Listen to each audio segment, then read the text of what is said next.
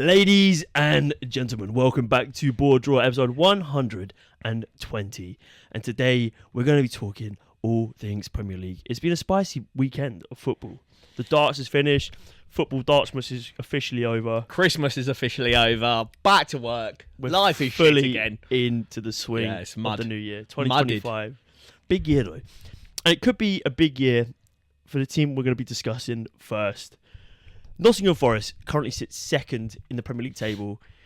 Fraud What watch. Mate. You. Yeah, I'm on Fraud Watch big time.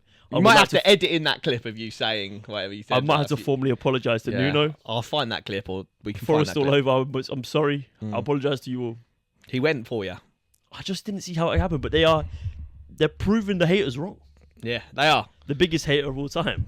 But second in the table on what are we like? We're nearly at the end of the first. It's the 7th of January. They always say at the turn of the year, like December turn of the year, that's when you start seeing where you are spot wise. Yeah, the table starts shaping up properly. Exactly that, and you got the likes of Spurs and Man United bottom half, and you got Nottingham Forest in third place.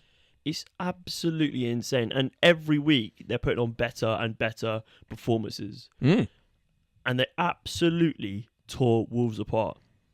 Yeah, I didn't even watch the game. I was too busy watching QPR go on their mad win streak. absolutely tore Wolves apart. Didn't watch again. Luton, you suck. Come on, Love to see it. Yeah, shout out to QPR. Yeah, we're doing well, but we're here to talk about a team who's doing slightly better.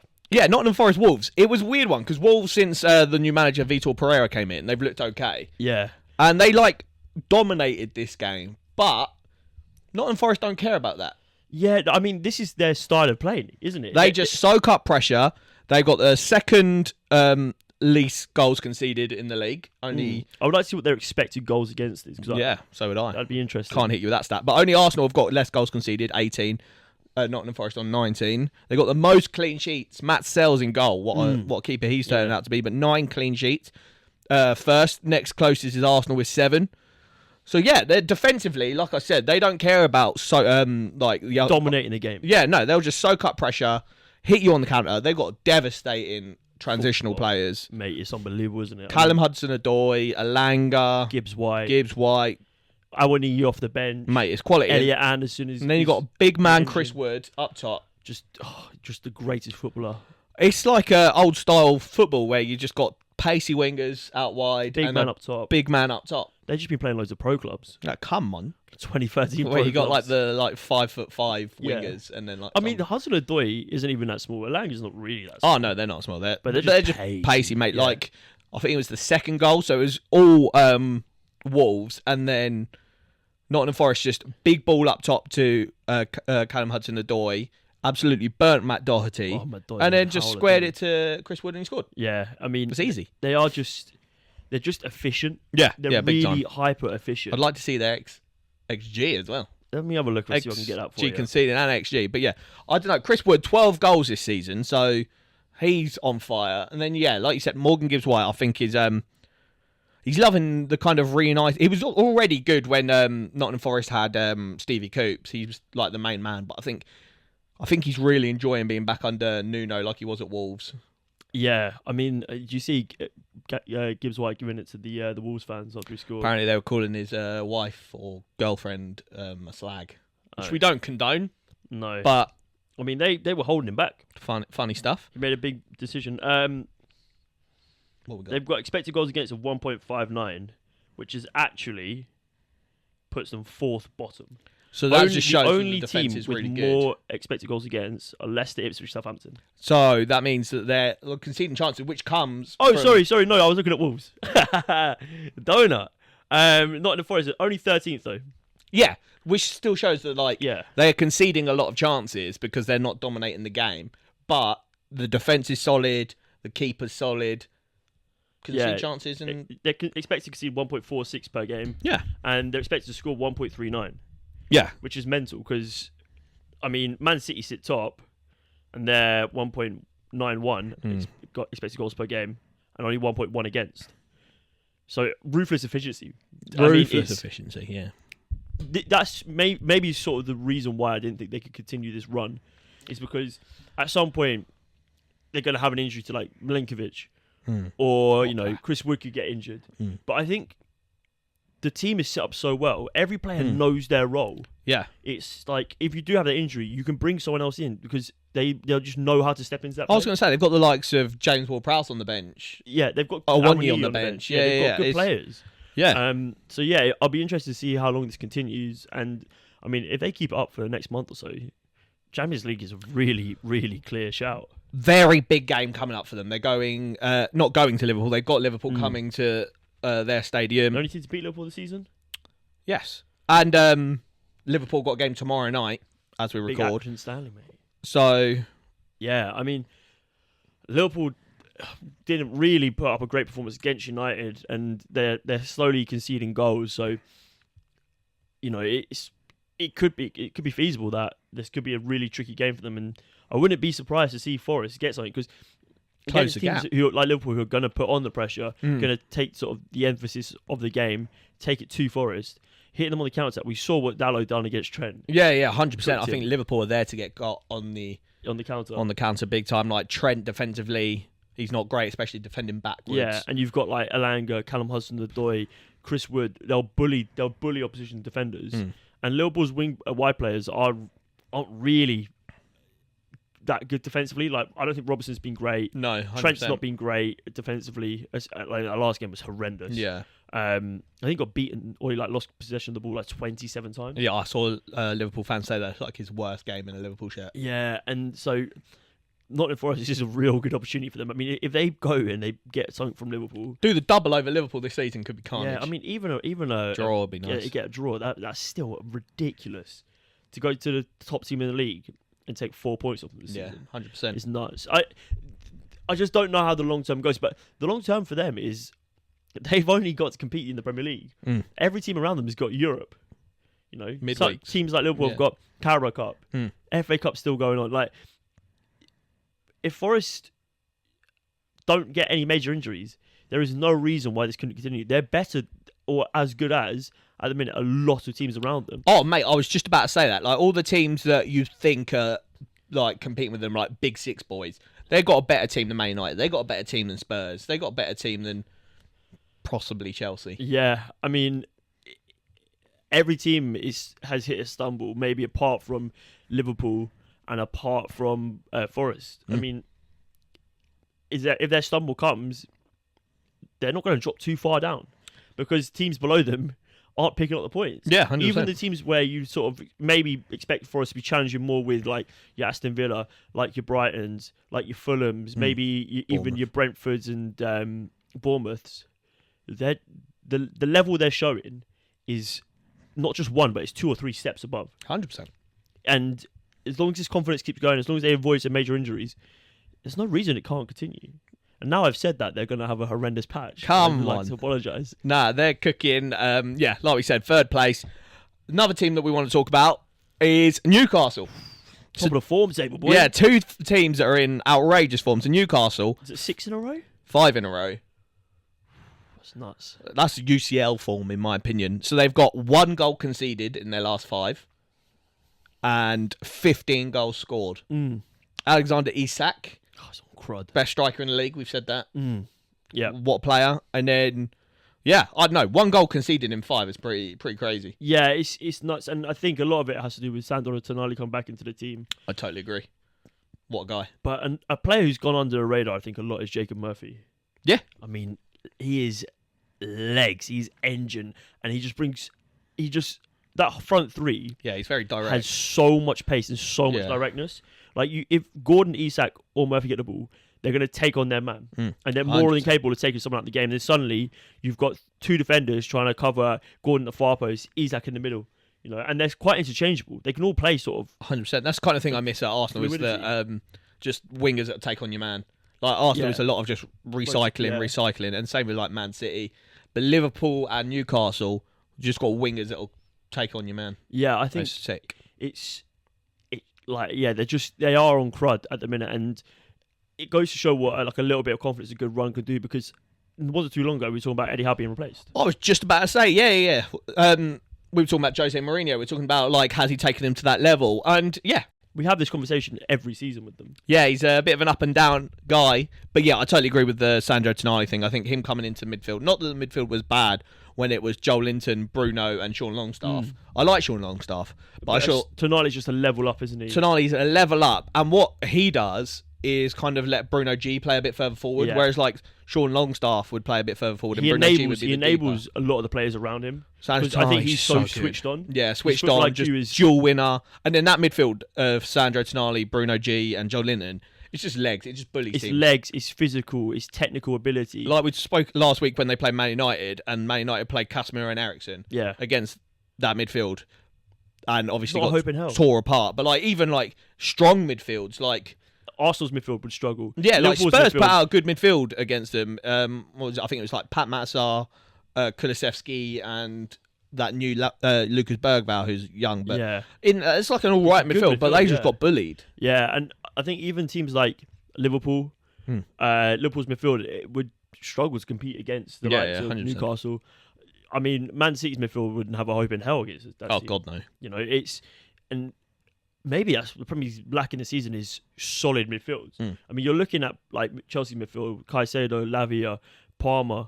I mean, it's a good midfield, but Yeah, that's probably the Lavia he's a good player. Caicedo Injured, has had a hard start to his Chelsea career. He's had a good season this year, but maybe we're just highlighting those sort of midfields because the ones we expect, the Arsenals, the Man Cities aren't really at that level at the minute, and Man City's probably obviously a lot to do with the loss of Rodri, but that Newcastle midfield can take them to heights, and when you've got players like Gordon and Isak up top, it's unbelievable. Yeah, that's the thing for Newcastle is that these players, if they don't get Champions League football, surely they're all gone. Yeah, that is the big thing. Isn't Like, it? I saw Isak say that he's willing to, because Arsenal are linked with him a lot, and I saw a link, the source that said that he's willing to turn down Arsenal if Newcastle get Champions League, which makes sense. Yeah, but like it's one of those where I feel like that is probably most players in that team's argument that if they don't get Champions League, you're looking at Gordon will be gone. I mean, you're looking Isak at will be gone. Gordon, Isak, Bruno, Bruno, maybe even Joe Linton. Yeah.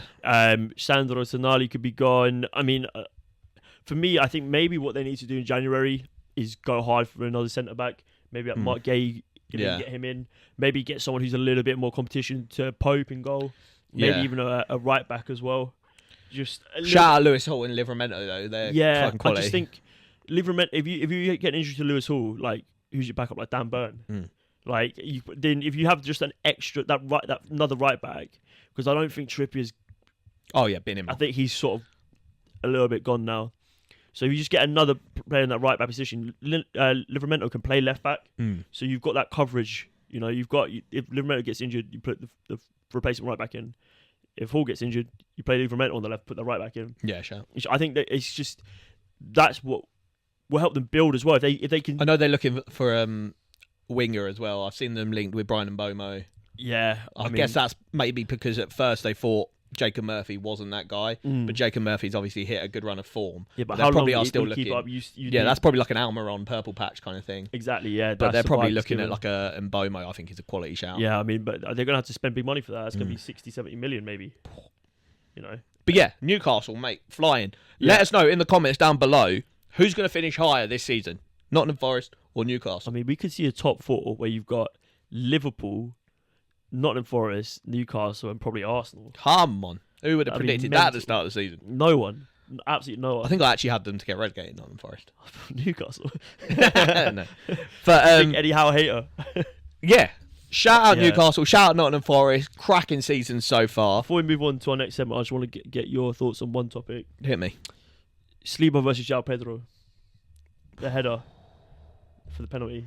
He sent me a text. I was in Dublin this weekend tasting some fine Guinness, watching this match, and kind of lost my head. In my opinion, it's never a penalty. And he texted me saying, it's got to be given. See, the problem. What do you mean, got to be given? The problem was, I was so ambiguous. I was about 7 pints deep, yeah, and I was watching it on like the corner screen in the pub, and I was like, I didn't see the Saliba get a touch on it. I don't think anyone did. That's so minute details. For me, at that point, if you don't see the Saliba touch, it's a penalty. It's not though. He's gone for the header of the ball. If let's forget. If we start giving penalties for clashes of heads, or players going for headers, now it's not a penalty because I think they've missed it. Yeah. But if you take the fact that Saliba headed the ball and that I'm happy to take that part out. Yeah.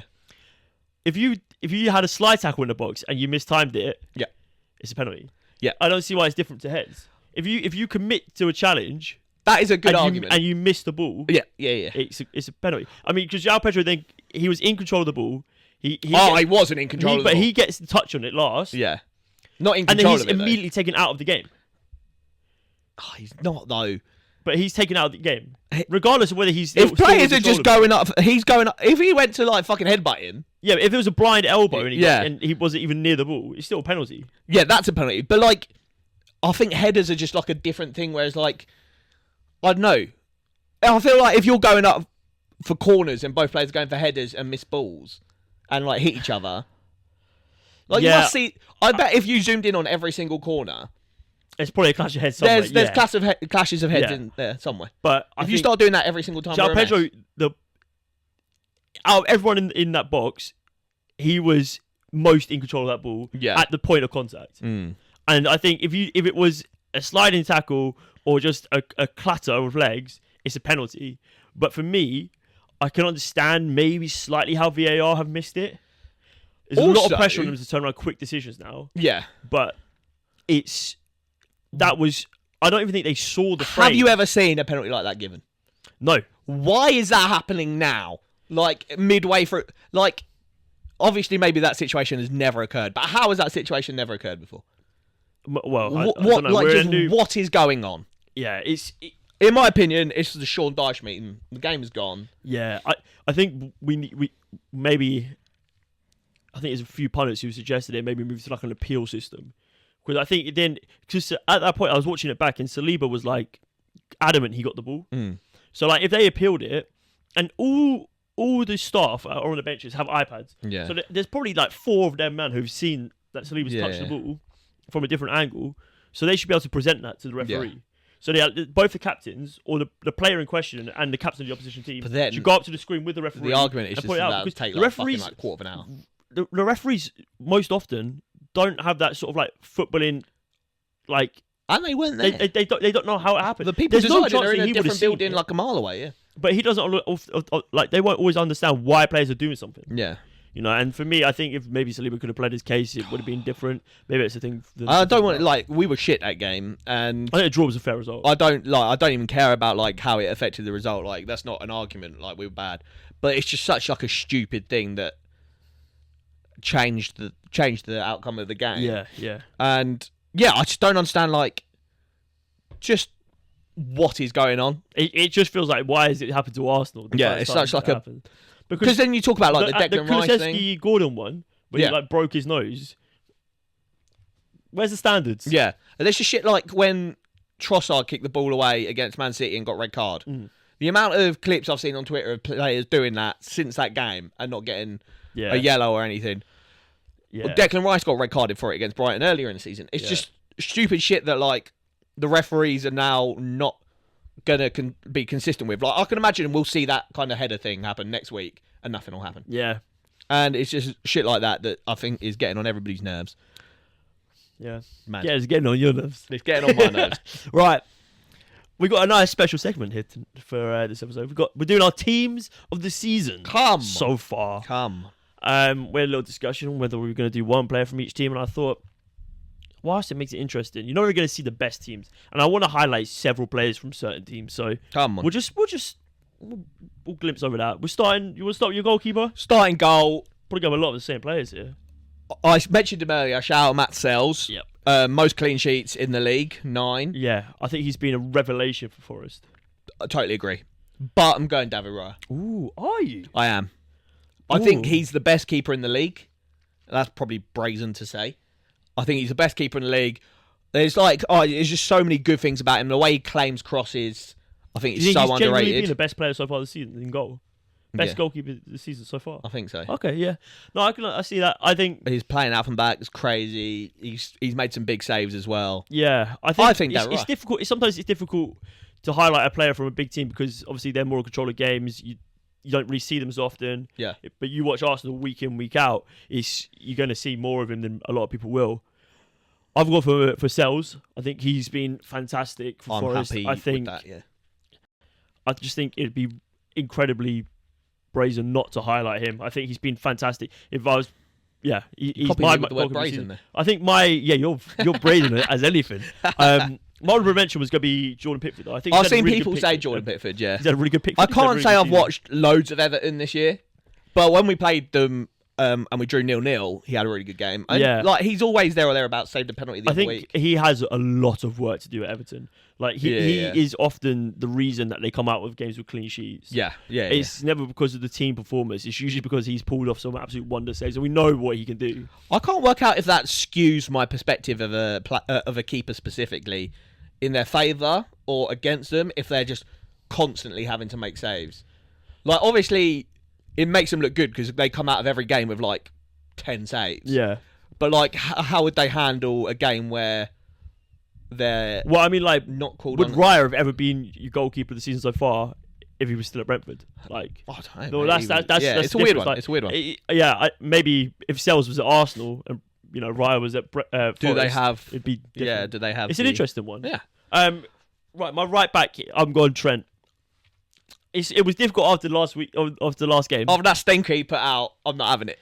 Also, I don't know if it's maybe just me, but like I don't think he's doing anything extraordinary this season. No, but I think defensively, apart from this weekend, his game is slightly improved. Like we had, I do agree with that for sure. But like we had the debate earlier in the season, like out of importance, how would you rank Salah, Trent, and Van Dijk? And I said then that Trent was the bottom, and I still think he's bottom of that pack. Yeah, so do I. But I don't think the Premier League's blessed with lots of great right backs, and I don't think there's a single right back in the Premier League, the world, let alone the Premier League, who can do exactly what he does. No, definitely not. And I think he's being asked to do something slightly different, which has been to Liverpool's benefit, whereas he's not being asked to be like the main creator anymore. Liverpool are playing a lot more through the middle. You're watching like Luis Diaz, Cody Gakpo have more responsibility in terms of creating chances. They have a much better midfield. Even Salah's created more chances. Yeah. They've had a much better midfield in terms of like to build out of this season that they haven't really had in previous seasons. Yeah, you used to say that they skipped the midfield. But they were more transitional. Yeah. So I think he's going to get highlighted less, but I think he's had a really solid season. I think a lot of Liverpool fans would agree that this has maybe been one of his best seasons in the Liverpool shirt. And for me, I don't think anyone comes close, and they sit top of the league, so it's hard to... I'll say he's in there, but for me, a couple of names. Jurgen Timber. Yep. But I won't include him because he's been moved about a lot. And I think he missed like a good part of the so season. I don't want to hold him down to right back because I feel like he's played left back, he's played right back, he's played centre back. Ola Aina. Yeah, I think he was my first of a couple Nottingham Forest players. But yeah, I think Ola Aina, he's been around the block. Like he's done... just so... Like Hull, he's done Fulham, he's done all these like just under the kind of Championship or lower tier Prem teams. No Even one like ever picked out that free signing was like that's a banger. 100%, and he's like 29 now, so he's in his peak. Fulham got rid of him because he was like, well, yeah, we can get someone better in. One of the best right backs in the Premier League this season. Like Nottingham Forest, like we said a couple of times on the pod so far, most clean sheets, second least goals conceded, and he scored a couple of bangers. Plays well with the ball at his feet. That's why Man City have been linked with him. Yeah. I think, just really solid. And, like, for expectation to, like, reality, he's, like, the top percentile. 100%. Yeah. So, shout out him. 100% agree. And shout out Niger, boys. Who you got his centre-backs? Both centre-backs. Okay, another Nottingham Forest shout, Milenkovic. Yeah, I've got him as well. We earmarked him at the start of the season as one of the best signings of the summer, and he's proved us absolutely right. Yeah, he's coming from Fiorentina, and he's just absolutely taking the Premier League. I said this. No, not just in his box, but in the other end as well. Yeah, 100%. That's exactly it. Like I mentioned on the pod a few weeks ago when he scored like a couple of games back to back, how he just like is unbelievably dominant in the air. He's like every set piece. If it's defending, he wins the ball. If it's a corner attacking, he'll score a header, mate. He's a man mountain. And next to him, Murillo. I'm not gonna do double Nottingham Forest. No. But Milenkovic, quality. I think Murillo was hard to miss out, but he would probably be like maybe the third choice for me. Actually, we'll see about who you got next. And this is why I didn't include Trent, because Van Dijk is in my team of the season. I've got Van Dijk as well. I've got the same centre-back pairing. What a guy. Like, I slagging him off last season. I said he was on the downfall. I think I said the same with Salah as well. Yeah. And they both proved me wrong. They're both going to be in my team of the season so far. Van Dijk. Yeah, he's just been imperious. Yeah, He's been so pivotal to Liverpool's title charge. 100%. There's been very few occasions where I thought he's played poorly. Whereas last season there was a lot of games where he was the aura tackles. Yeah. I think he's made it less about him, and he's more willing to just take a backseat role and just sweep up. And then maybe it helps with Gravenberch in front of him as well. I think so as well. I think that is just such an important role where we saw Liverpool play better last season when they finally included Endo. I think when he's just got that little shield in front of him, he could be a bit braver with what he does. And yeah, he's been absolutely amazing. I think honourable shout, like you said, Murillo. For me, Gabriel as well was a difficult one to leave out. Oh, almost forgot about him. Yeah, Arsenal like best defensive record in the league again. Facts. Yeah. He's been imperial. I think he's got like 4 goals this season. He's just class. And even when they don't have Saliba, when they don't have Ben White, when they don't have Calafiori, he's always there. He is the main. For me, he's unfortunate that he's got Saliba in the same team as him because he gets overlooked often. And he's not maybe as Rolls Royce as Saliba, but he's fucking effective. And yeah, for me, he's my honourable mention. But yeah, I've got Milinkovic and Van Dijk, but too hard to look past. Come on, right, left back. Anthony Robertson.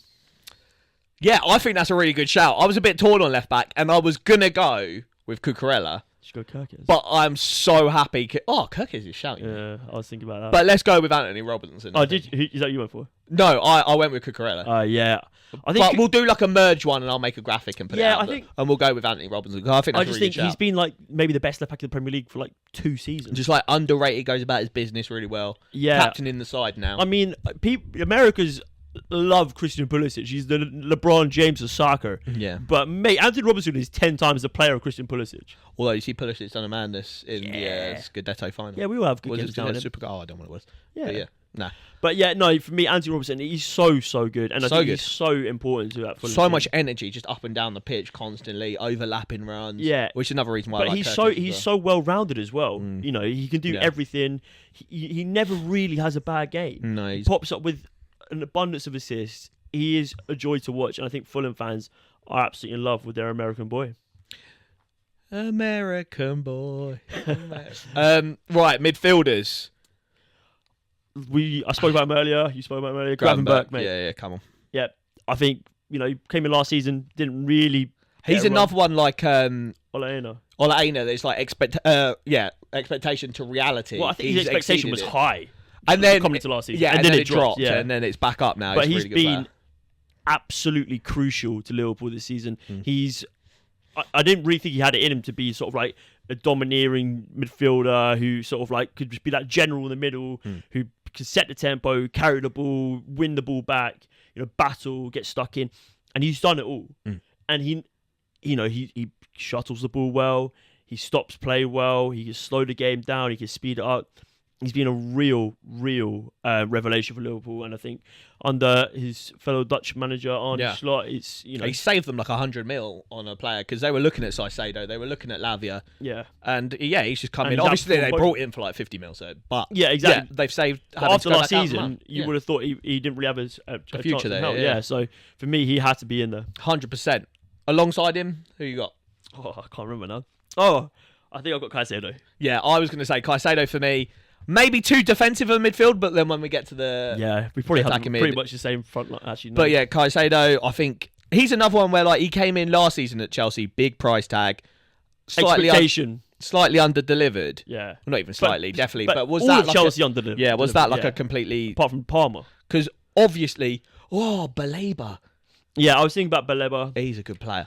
But yeah, no, Caicedo, I think he's just been really good now for a long time. And he's been used in a few different positions, like right back when Malagusto and Reece James are out. Yeah, I think he's brought a lot of stability to that Chelsea midfield. He's partnered up with Lavia, even Enzo at times, very well. I think he facilitates what the forward line of that Chelsea team want to do a lot.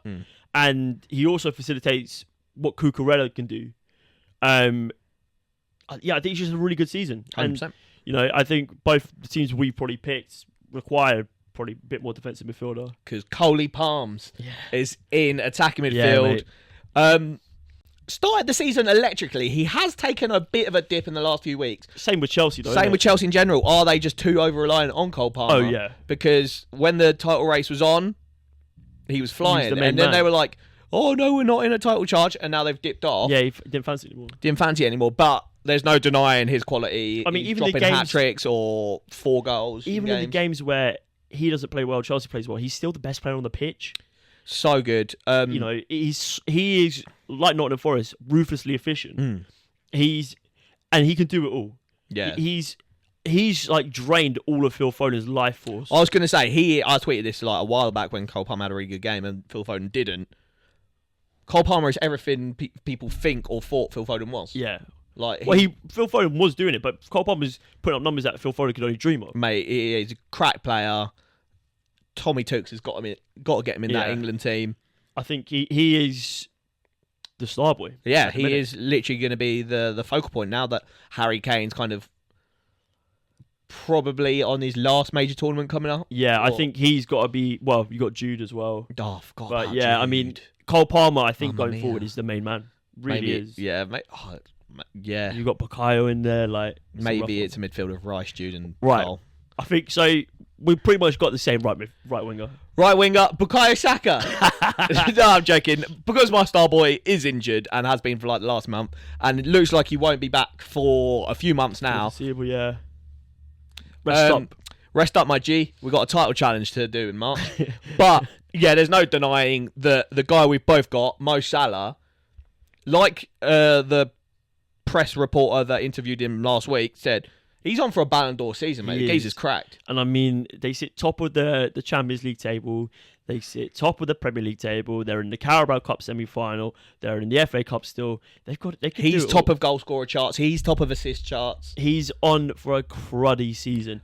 And, you know, no AFCON this year. Yeah, come on. No AFCON this year. So we're looking good. But yeah, he's been, without a doubt, the best friend of the Premier League. And he's like, he has games where he stinks. Like against Man United, it was a bad game for him.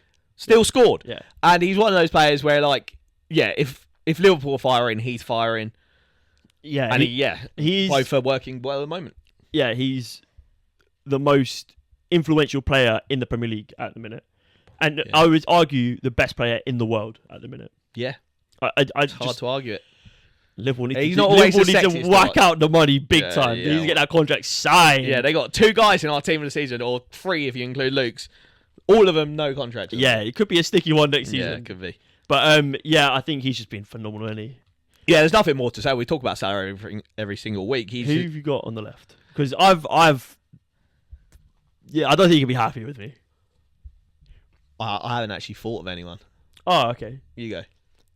I'm going to put Alexander Isak on the left. Oh, nah. No. If not... Anthony Gordon. No. Who? Damsgaard. He's a centre mid. Nah, mate. Oh, I don't know. I don't know about Isak out left. Because then what? He played out there when he started for Newcastle. Yeah, but I'm just he's not facilitating my playing there. strikers. He's not playing there now. Um, I'm trying to think. well, unless I put like Bukayo out there. Let's do... Because that's more feasible, I guess. Yeah, potential, but even... Yeah, maybe we do that, but I don't know. Maybe we circle back to left wing. Okay. If, Well, you can if I can't have Isak there, that impacts my strike. because you have Chris Wood. Yeah. Okay.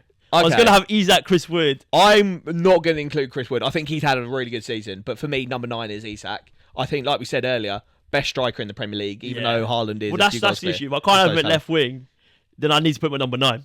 Yeah, Isak is Fine. the best striker in the Premier I'll League. go and most burn my complete. left wing then. You know what? I'll back that. I'll allow that. And Bomo left wing.